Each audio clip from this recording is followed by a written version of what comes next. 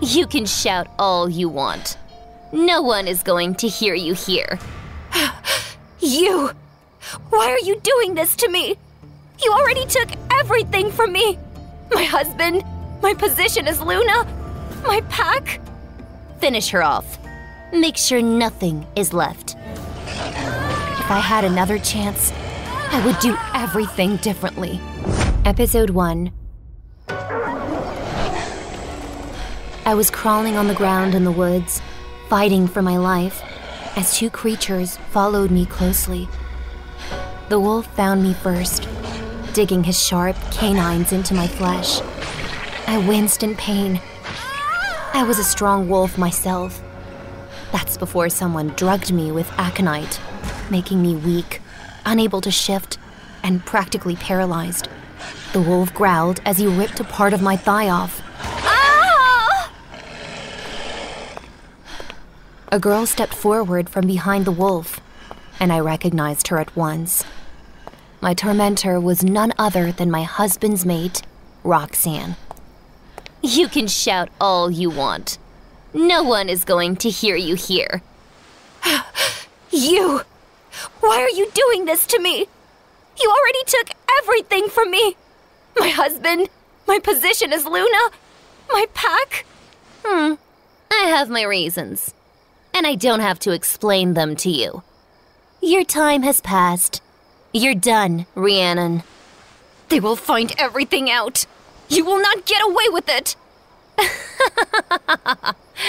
Oh, dear Riannon. Don't you get it?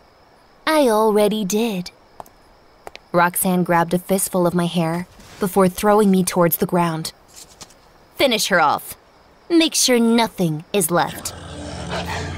I watched Roxy walk away, as if she did not just order my murder. A tear trickled down my cheek as the wolf had a moment of hesitation. I tried to recognize him, yet the only thing that I knew was that it was brown. There were so many brown wolves in the world. I did not deserve it. It was not fair. If I had another chance, I would do everything differently. I am waiting.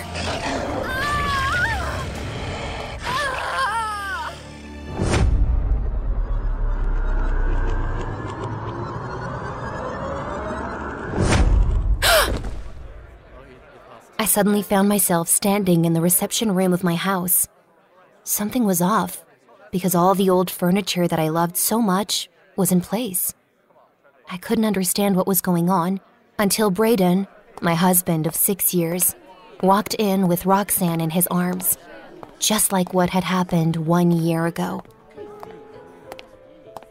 Ree, dear, I need to confess. I found my true mate. Her name is Roxanne. The moon goddess has some sick sense of humor. Out of all the moments of my life, she brought me back into this most miserable and unpleasant one. Listen, I know that we are chosen mates and you will always be my Luna, I assure you of that. But since my wolf saw Roxy, he is going nuts. He started the same song again, and I wanted to laugh. I had already heard it all back in my previous life. He was bringing up his wolf every time he wanted to spend time with Roxanne. He never rejected her, and very soon, she became his mistress. Luckily, I knew how to hide my feelings this time, so I just lifted my chin up and met his gaze. I understand that this is very sudden. You are not only my Luna, but also my best friend. And I know that you always want what's best for the pack. Roxanne is an Omega and an orphan in her pack. Ree, it was horrible how she was treated there. They abused her and treated her like a slave. I couldn't leave her there. My wolf would never forgive me. I just need her presence here. That's all. He finally let go of Roxanne and went to me, holding my hands in his. Let her stay in the pack, and we can give Roxy a peaceful life here. She will... No. But Ree, my wolf... I said no. We talked about this before.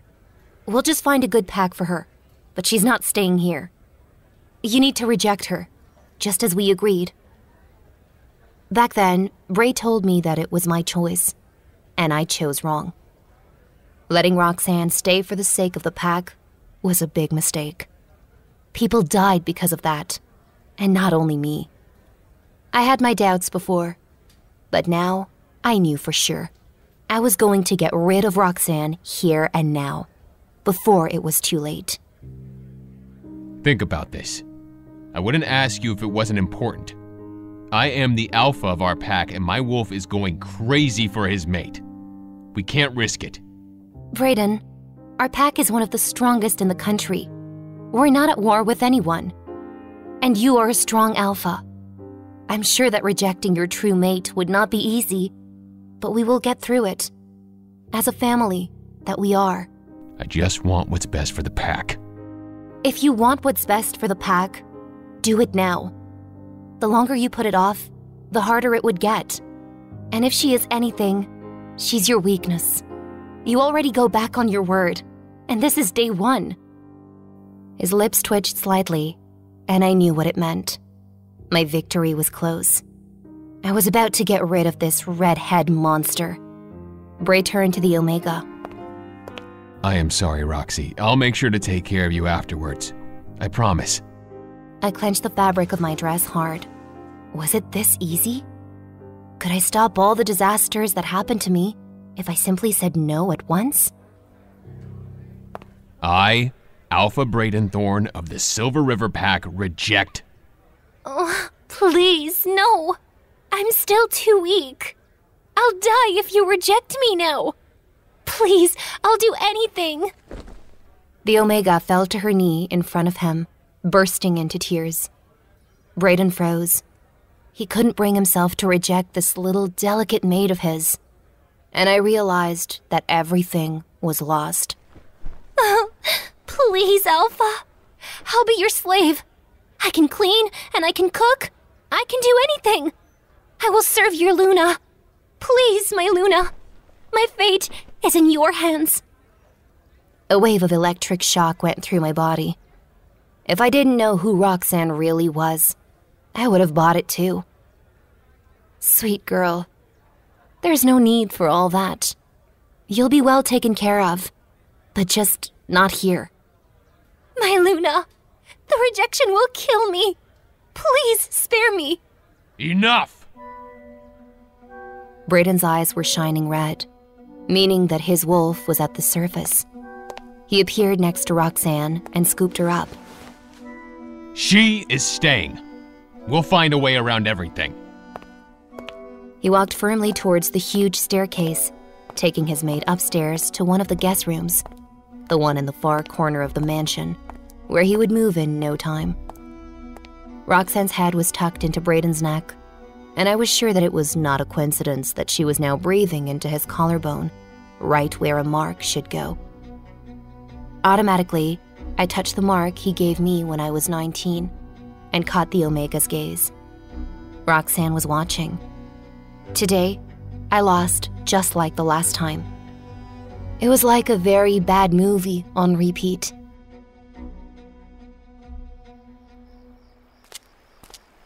I needed to clear my head and think of a plan, and a good one. I had to save everyone, myself included. I went into the woods and stripped, preparing to change my form. But nothing happened. Onyx? Are you there? I spoke to my wolf for the first time since my sudden rebirth less than an hour before, but did not get a reply. It was alarming. Onyx was there her whole life. A bit flustered, I started running as fast as I could, using my human legs. I was still super fast and strong, which could only mean that my wolf was somewhere there. But what went wrong? It did not take me long to get to the Silver Mirror Lake, the only place where I could be alone. It was far enough from the pack house, and close to the borders of the pack.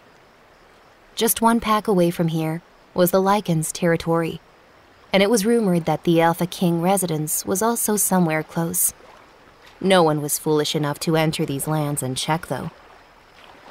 The cold, calming water was exactly what I needed. The full moon shone upon me, making crystals of water sparkle on my skin when I felt someone's presence. It was powerful and dominating, yet did not belong to my husband. I looked around, and my eyes caught a figure of a huge wolf at a hill on the other side of the lake. He was dark, probably black, and his eyes were shining golden. It was a bad sign. Very bad. I went underwater, getting to the shore as soon as possible. I was back in the safe territory in no time. Luckily, my clothes were right where I left them. I pulled my dress on and tried to do the zipper at the back, but my fingers were not reaching it. Let me help. 2 hands touched my back, and Vita Asher helped me with my little problem. I wondered if he had been there the whole time, but it did not matter in the long run. Werewolves were used to naked bodies. It wouldn't be the first time he saw me without clothes. It wouldn't be the last. Probably. What are you doing here? I've been waiting for you. Found your clothes and understood that you were on a run. But why didn't you shift? I did, but that's not important. There was an intruder at the Silver Lake. Send wolves to check it out. Of course, Luna. His eyes lost focus for a second as he was giving orders via the mind link. I decided not to wait for him and walked slowly into the house. But Ash caught up with me and opened the door to the mansion. It's going to be all right. His words made me stop. Back in the day, Asher used to say it to me all the time. Yet, when decisions had to be made, he always took Braden's side. It was one of the betrayals that hurt me the most. He didn't even object when they stripped me of my title. There were a lot of things that I wanted to tell him, but I couldn't. So, I just placed my hand on his broad shoulder and looked him in the eye. You knew, didn't you? Yes, Luna. It's okay. I understand. You can't go against your alpha's command. If I could. Doesn't matter. At least I will always have your support, right? Always, Luna. His breathing suddenly became heavy. This was an interesting development. Why was he reacting like that?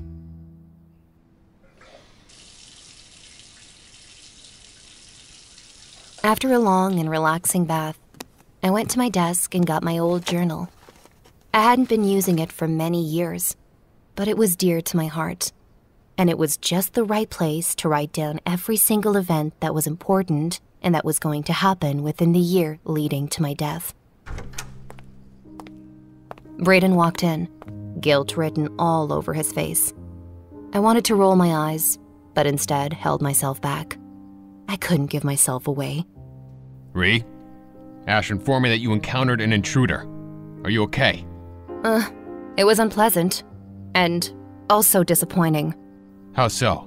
We're one of the strongest packs, and some wolf is just wandering on our territory, spying on your Luna, who's swimming naked in the lake. He what? You heard me. And instead of looking for that wolf, the Alpha is doing goddess knows what. No offense, but this is exactly what I was talking about earlier today. Your mate already distracted you from what was important. It was a low blow, but I needed him to be busy with something else right now. In the past, the closer he got to Roxanne, the more power and supporters she received, and the worse it got from me and my people. If I could postpone the wheel of events for at least one day, I would do it. You are angry. I understand, of course. I broke my promise to you and... Let's not speak of it. It is what it is. Ree, baby, I hurt you and I will do anything to fix that. Only you can be my Luna. You know that, right? He started peppering my neck with kisses, trying to unzip my dress at the same time. This was odd. I hadn't slept with him for a while. Our paths went in different directions more than half a year ago. I was his abandoned and rejected wife. I clenched my fists and then turned to face him. No, not today. Ree, honey, don't do this. I love you. We are family. We will always be family. Believe it or not, I'm not feeling well after everything that happened today. But it will make me happy if you bring me the intruder's head. Anything for you, Ree. You'll have his head in the morning. I knew that Brayden would not be coming back tonight. As far as I remembered, he hadn't been sleeping with Roxanne at that point yet, and spent the whole night in his private office, drinking and thinking. After a mostly sleepless night, I knew what I had to do, and I also knew my first step. I dialed the number that none other werewolves would risk dialing. Hello, Beta Reed speaking. Hello, Beta? This is Luna Riannon Thorne. And? 7 years ago, I saved your nephew during a rogue attack in one of the boarding schools. Back then, you gave me this number and told me that you owe me one. And I guess you're calling to collect. And here I thought that there were selfless people in this world. I wouldn't ask if lives did not depend on it. Fine. What do you want then? I need to speak to the Lycan Alpha King.